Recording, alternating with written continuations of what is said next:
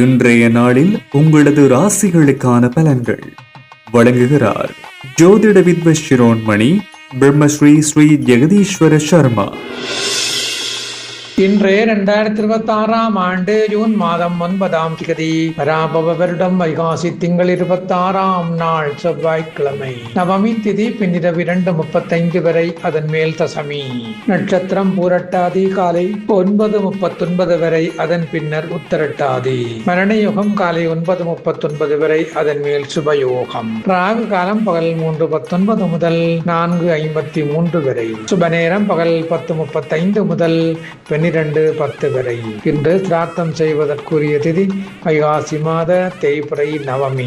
இனி இன்றைய பலன்கள். மேடராசினருக்கு குழப்பமான மனநிலையை காணப்படுகின்றது.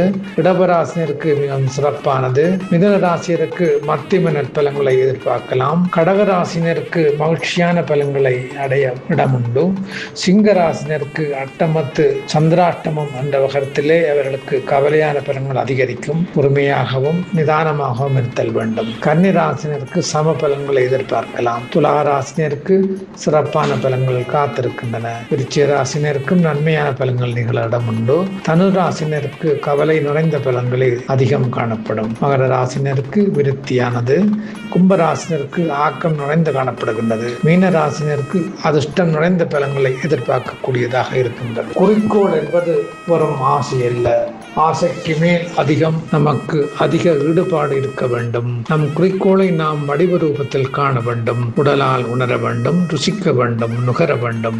விவேகானந்தர் கூறினார், நீருக்குள் அமுங்கி இருப்பவன் வெளியே வர எப்படி துடிக்கின்றானோ அத்தகைய ஜீவ வேகம் நமக்கு வேண்டும் என்று. அத்தகைய துடிப்பை குறிக்கோள் அடையும் போது எண்ணங்கள் சித்தியாக சாதனைகளாக மிளர்கின்றன.